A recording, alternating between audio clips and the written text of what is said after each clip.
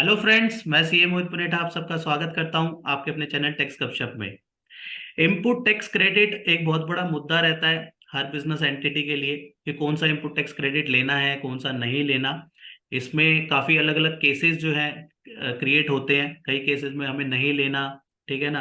तो ये सारे मुद्दों के ऊपर आज हम बात करेंगे। मेनली उन उन फोकस उन एरियाज पे फोकस करेंगे जहाँ पे हमें एक बार जहाँ पे गलतियां देखने को मिलती हैं।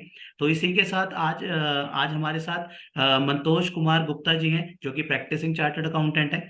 तो सर, आपकी राय चाहेंगे इन कुछ मुद्दों पे जहाँ पे कई बार देखा गया है कि होटल का अगर केस है या बात करें गिफ्ट का कोई केस है, तो यहाँ पे कंफ्यूजन क्रिएट होती है एक बिजनेस एंटिटी के उसमें। और वो काफी बार देखा गया है कि कंसल्टेंट भी इसके रिगार्डिंग कई बार कंफ्यूज कंफ्यूज हो जाता है। तो इसमें आपकी क्या राय है सर इन दो मुद्दों के बारे में? तो over to you sir. Sir देखो, जो गिफ्ट है हमारे गिफ्ट, वैसे तो ये केस टू केस वेरी करता है। किस केस में किसको दिया है, कैसे किया है, उन्होंने उसको ऑन द रिकॉर्ड कैसे लिया है, उन सभी चीजों पे डिपेंड करता है। इन दी नॉर्मल कोर्स जो गिफ्ट है, अगर आपने बिजनेस के लिए दिए हैं तो वो एक आपका परमिसेबल एक्सपेंस है और उस पे आपको जो है आईटीसी मिल जाना चाहिए। और नेक्स्ट आपने बड़ा ही एक इम्पोर्टेंट क्वेश्चन रेज किया है, that is for hotel your expenses. देखिए, होटल एक्सपेंसेस अदरवाइज एक्सपेंस तो एडमिसिबल है, बट इस केस में एक टेक्निकल फंडा आ जाता है प्लेस ऑफ सप्लाई का। अब एक पर्सन का हेड ऑफिस या जहां पे जीएसटी में रजिस्टर्ड है वो है दिल्ली में। उसकी मार्केटिंग टीम जा रही है, एक पर्सन स्टे करने जा रहा है उत्तर प्रदेश में, सेकंड पर्सन बिहार में, थर्ड पंजाब में जा रहा है। वो तीनों की क्या है कि प्लेस ऑफ सप्लाई तो उन स्टेट्स की हो गई।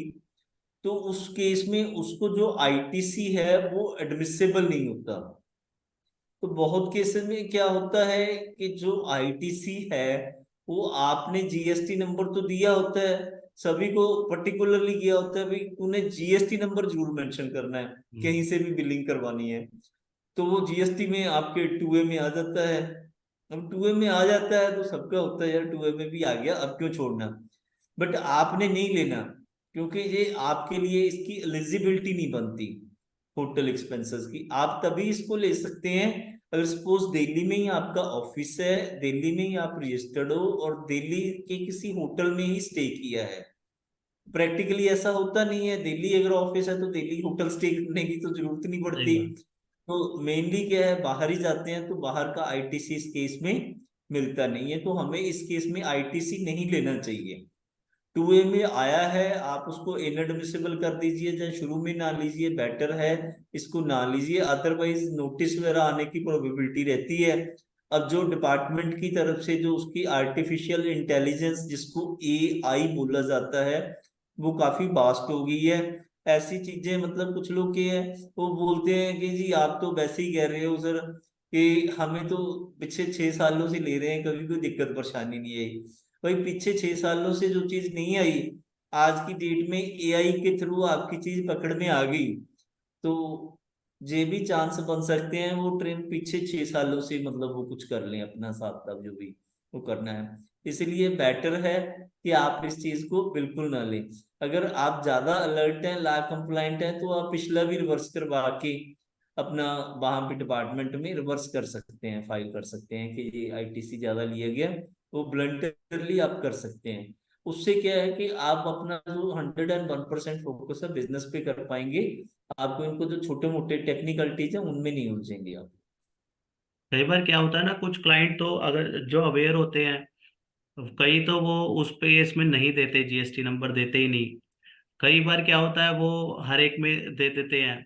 कोई अगर शॉपिंग करने गया वो वहां पे भी दे दिया उन्होंने, कोई होटल वाले केस में भी दे दिया, कोई और कहीं रेस्टोरेंट में गया वहां भी दे दिया, उसने हर जगह दे दिया कई बार। तो कई बार टू ए टू बी में काफी सारे आ रहे होते हैं, जो कि कई बार जो है क्लाइंट वो अवेयर होता है, कई बार या वो पूछ लेता है पहले ही, तो उस केस में नहीं होता। तो आपकी क्या राय है कि इसमें पहले ही अगर देना ही नहीं चाहिए, या फिर दे दिया है उसको हम इनएलिजिबल करें?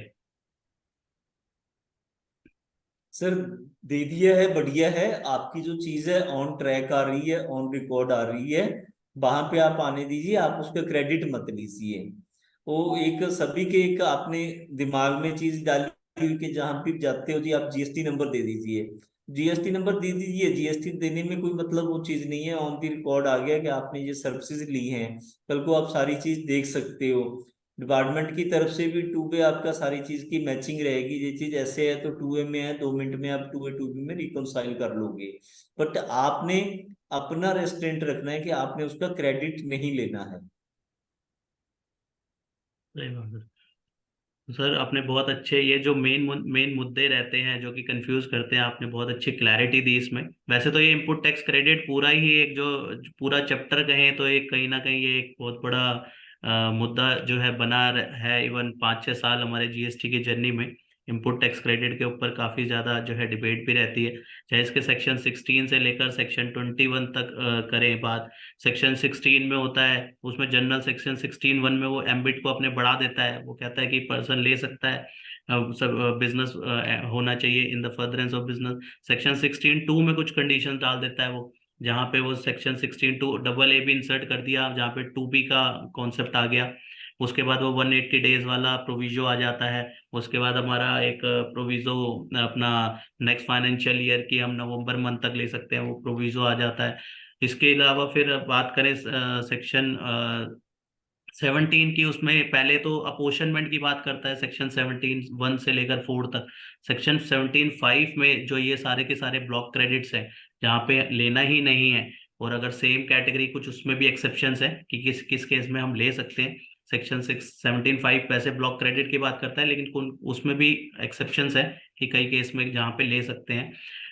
उसके बाद सेक्शन 18 की बात करें तो वहां पे वो पैरामीटर्स बताता है, अगर आपकी अगर स्विच हो जाए exempt to taxable, taxable to exempt, और composition to regular, regular to composition, ये सारी चीजें बात करता है। सेक्शन 19 हमारा जॉब वर्क के बारे में बात करता है, उसके केस में आईटीसी का कैसे करना है, जिसको हम सेक्शन 143 के साथ रीड करना जरूरी है। और साथ में उसका सेक्शन 20 और 21 भी जो इनपुट सर्विस डिस्ट्रीब्यूटर के बारे में बात करता है। ये सारे मुद्दे जो है इनपुट टैक्स क्रेडिट के बहुत इंपॉर्टेंट है, जिसको हमने एक शॉर्ट वीडियो में रिकॉल किया। और सर आपने बहुत अच्छी इसके ऊपर जो मेन मेन मुद्दे हैं, होटल के बारे में, गिफ्ट के बारे में, आपने इसके बारे में क्लैरिटी दी। तो thank you so much sir. और आपसे चाहेंगे ऐसे ही कोई और मुद्दों पे भी जो है आप अपने डेलिब्रेशन दें। तो इसके लिए thank you so much. Surely. Thank you so thank much. You, thank you welcome.